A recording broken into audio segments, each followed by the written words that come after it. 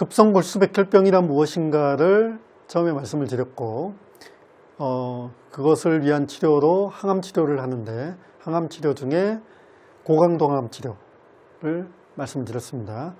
이제는 저강도 항암 치료에 대해서 말씀을 드리려고 합니다. 이제 항암 치료는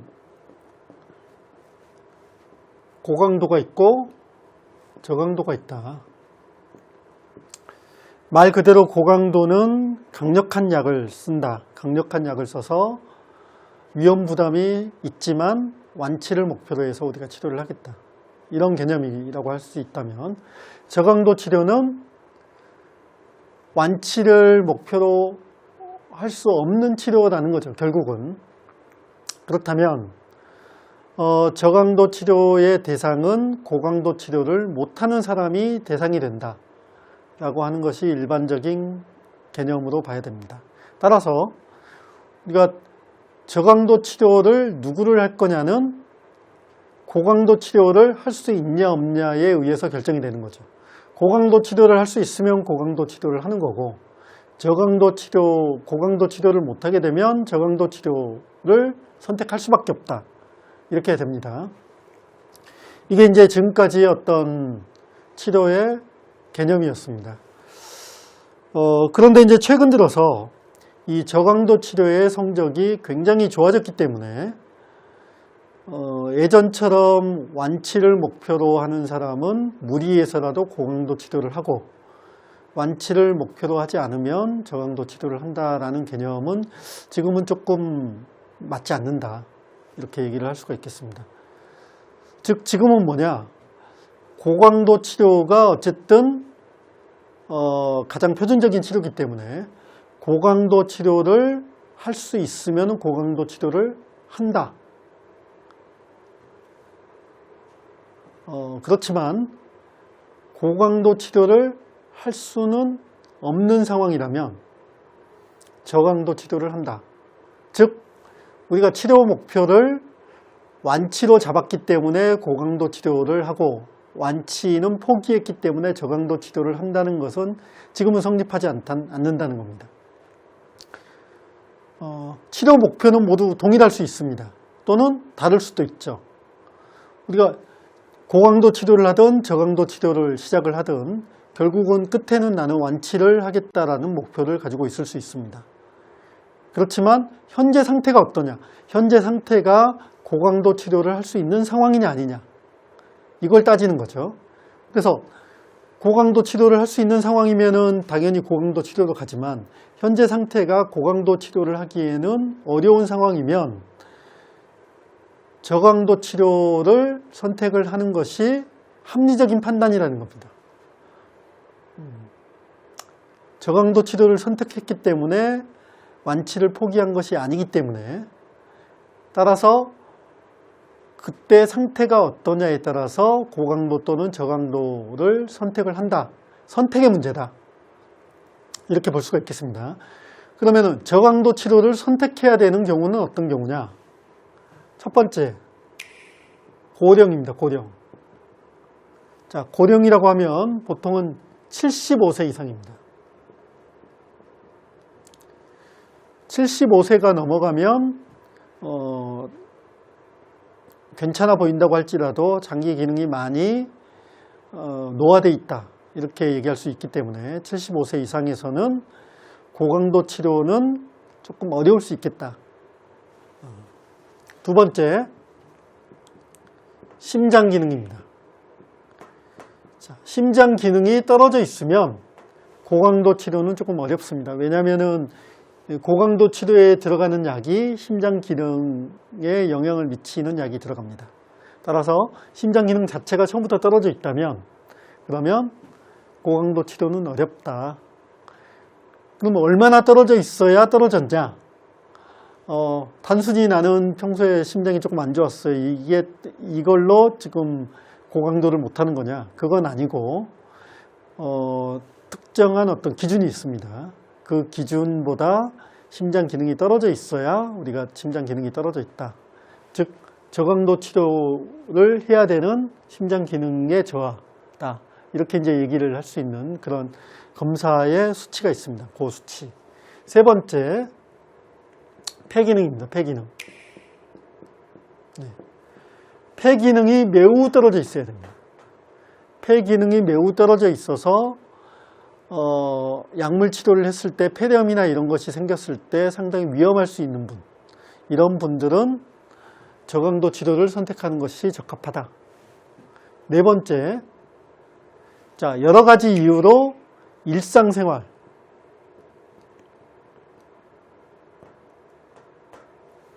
일상생활이 조금 어려운 분, 일상생활에 어떤 제한이 있는 분. 일상생활에 제한이 있다는 것은 여러 가지 이유로 침대에 거의 하루 종일 누워 계셔야 된다거나, 아니면 침대에서 일어나서 돌아다니는 시간이 전체 시간의 50%가 안 된다거나, 이런 것들을 얘기합니다.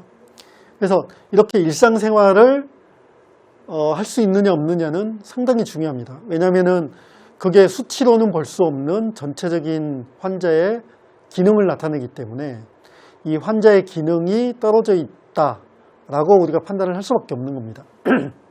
그래서 일상생활에 제한이 있느냐 없느냐, 이것이 굉장히 중요하고, 이것이 또 저강도 항암 치료를 선택하는 기준이 됩니다. 따라서 우리가 항암 치료를 해야 되는데 이런 기준에 들어가냐 아니냐를 보는 거죠. 이런 기준에 들어가면 저강도 치료를 하는 거고, 이런 기준에 들어가지 않으면 고강도 치료를 하는 겁니다. 그래서 이 고강도 치료를 했을 때 우리가 관해 비율, 관해가 되는 비율이 연령마다 다 다릅니다. 그리고 이 병의 위험도가 어떠냐에 따라서 다 다릅니다.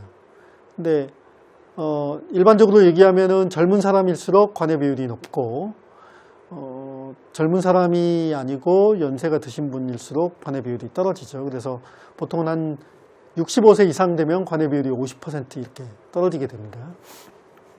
그래서 일반적으로 관해 비율이 고강도 항암 치료면은 보통은 한 50에서 70% 정도라고 얘기를 할 수가 있겠는데, 저강도 항암 치료는 기본적으로는 25%의 관해 비율을 갖고 있었습니다.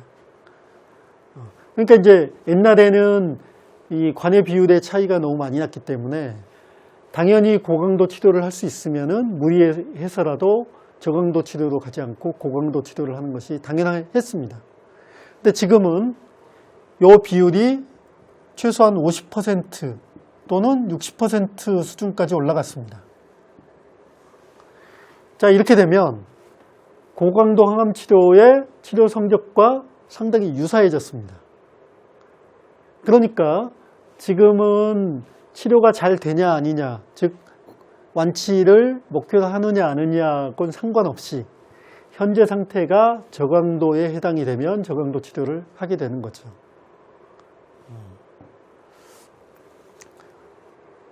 그래서 처음에는 저강도 항암 치료로 시작을 했다가 조혈세포 이식을 받고 이제 완치를 시키겠다, 이런 분도 이제 요즘은 상당히 많습니다. 왜냐하면 처음에 이제 감염이나 이런 것 때문에 고강도 항암 치료를 못하는 그런 상황이었기 때문에 저강도 치료를 시작을 했는데, 관해도 잘 되고 환자 상태도 좋아지고 해서 그 다음에 이 조혈세포 이식으로 넘어가서 이제 완치를 위한 치료를 받게 되는 그런 경우가 굉장히 많이 늘어났습니다. 그래서 고강도 항암 치료와 저강도 항암 치료는 일단 고강도 항암 치료를 못하는 조건에 해당이 되면 그냥 한다. 이것이 내가 치료를 완치를 시킬 거냐 아니냐하고는 전혀 상관없는 그런 상황이 됐다. 이것이 예전과 상당히 다른 그런 이제 개념의 차이가 되겠습니다. 그래서 저강도 항암 치료는 이 약이 이런 분들도 쓸 수 있도록 돼 있는 약이기 때문에 치료 과정이 그렇게 어렵지 않습니다. 일반적으로는 외래에서 치료를 합니다. 그러니까 고강도 항암 치료는 모두 다 입원해서 치료를 하는 거죠.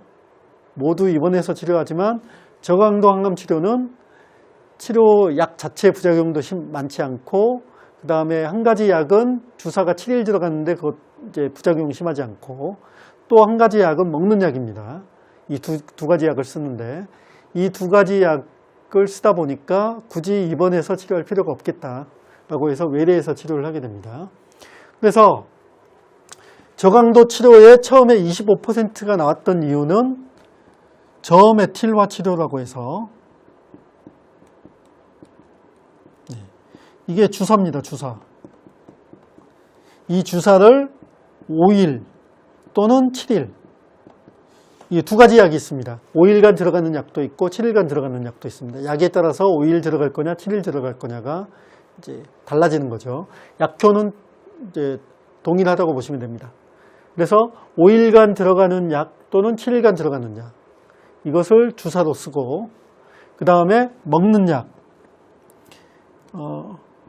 BCL2라고 하는 유전자를 억제하는 그런 약인데, 이거는 경구입니다. 경구. 경구제. 먹는 약입니다. 이 두 가지 약을 같이 쓰는 것이 저강도 치료가 되겠습니다. 저강도 치료는 그래서 고강도 치료와 달리 완전 관해라고 하는 것을 첫 번째 치료에서 굳이 얻어야 되지는 않습니다. 물론 이 두 가지 약을 썼을 때 첫 번째 치료가 끝나고 두 번째 치료 들어가기 전에 완전 관해가 되는 비율이 상당히 높습니다. 전체 완전 관해 비율이 50에서 60% 정도라고 한다면, 그 관해되는 사람들 중에서 거의 한 7, 80%는 첫 번째 치료에서 관해가 됩니다. 그러니까 고강도 치료의 어떤 기간하고 별로 차이가 나지 않죠. 상당히 빨리 관해가 되는데, 그럼에도 불구하고 저강도 치료의 목표는 사실은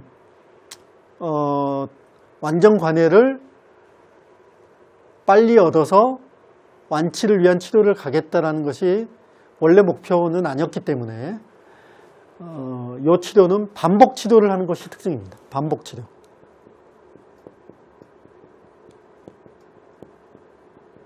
네.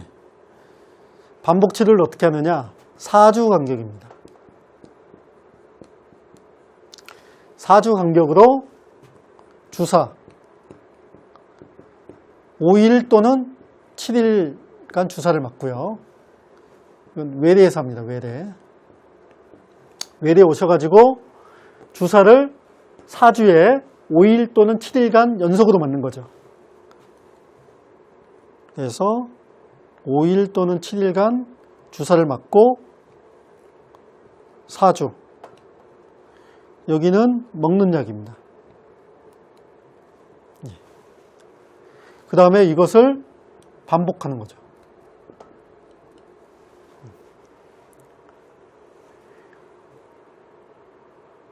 그래서 이제 치료가 들어가는 시점에서 4주가 됐을 때 다시 반복을 하기 때문에, 이런 약은 보통 이제 한 3주 정도 쉬었다가 다시 약이 들어가고, 일주일간 약 쓰고 3주 정도 쉬었다가 다시 약 들어가고, 이런 형태가 되고요. 먹는 약을 이제 계속 먹고 이렇게 됩니다. 그러면은 언제까지 반복할 거냐?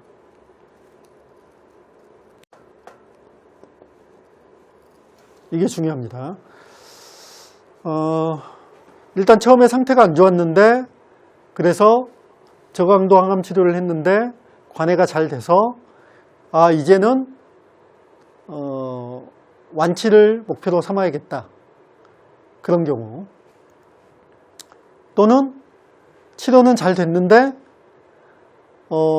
완치를 위한 그런 치료로 옮길 생각은 없다. 이런 경우. 이게 다르겠죠. 그래서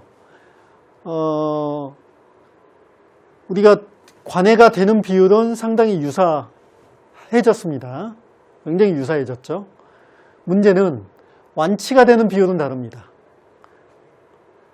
그러니까 고강도 치료를 하고, 그 다음에 관해 후 치료를 하고, 조혈세포 이식을 하고, 이것은 우리가 완치를 바라고 하는 치료이기 때문에 그거는 완치 비율이 높아지죠.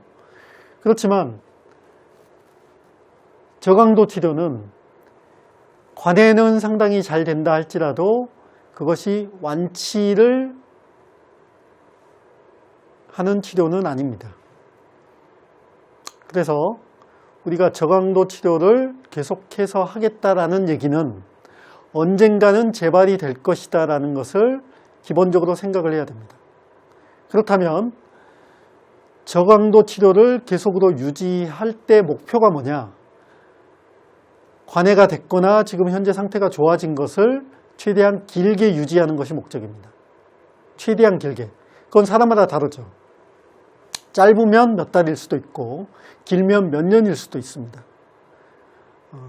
그래서 이 예전 같으면은 고강도 치료를 못해서 관해도 잘 안 되고 그래서 일상생활도 어렵고 금방 돌아가셨을 분이 저강도 치료를 해서 관해가 잘 되고 따라서 정상적인 그런 생활을 할 수 있다. 그 기간이 길다.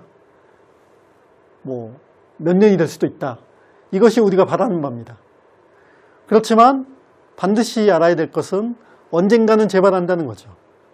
이 치료는 완치를 위한 치료가 아니기 때문에 언젠가는 재발을 한다는 것입니다. 그렇다면 언제까지 할 거냐? 첫 번째, 완치를 목표로 하지 않고 이 치료를 계속 유지하는 경우, 이런 경우는 재발이 될 때, 즉 언젠가는 약이 듣지 않고 병이 다시 나빠질 때, 이때까지 치료합니다. 이 이후에는 어떻게 할 거냐? 그거는 그때그때 이제 상황마다 다르기 때문에 우리가 재발된 백혈병은 치료 방법이 이제 일률적으로 얘기하기가 좀 어렵습니다. 그래서 그때 어떻게 할 거냐는 그때 가서 이제 결정을 해야 되고요. 따라서 이 치료를 계속 유지한다라고 하면 언젠가는 재발하고 재발할 때까지는 치료한다. 반복적으로 4주마다 한 번씩 반복적으로 치료를 한다. 라고 하는 것이 이제 첫 번째가 되겠고요. 두 번째, 자, 나는 저강도 치료를 처음에 받았지만 지금 관해가 잘 됐고 몸 상태도 괜찮고 이제는 완치를 위한 치료로 바꾸고 싶다. 그러면 이것은 완치를 위한 치료 전까지, 완치를 위한 치료를 뭘 할지에 따라서 다르긴 하지만 일반적으로는 조혈세포 이식을 합니다. 조혈세포 이식을 한다고 한다면 조혈세포 이식을 하기 전까지는 지금 치료를 유지해서 병이 나빠지지 않도록 하는 거죠. 그러니까 고강도 항암 치료에서는 관해 유도 치료를 하고 관해 유도 치료가에서 재발이 되지 않도록 추가적인 항암 치료를 하는 것과 유사하게, 물론 그때는 약이 달라집니다. 약이 달라지는데 저강도 항암 치료는 똑같은 약을 관해 유도 치료에도 쓰고 관해 후 치료에도 쓰는 거죠. 똑같은 약을 씁니다. 계속 유지하는 거죠. 반복적으로. 그래서 치료를 계속 하는 경우는 재발될 때까지 치료하고, 치료를 바꾼 경우에는 완치를 위한 치료를 하기 전까지, 그때까지 이 치료를 유지를 한다. 이렇게 얘기를 할 수가 있겠습니다. 그래서 이 치료를 유지를 하다 보면 상당히 이제 여러 가지 상황에 부딪히게 됩니다.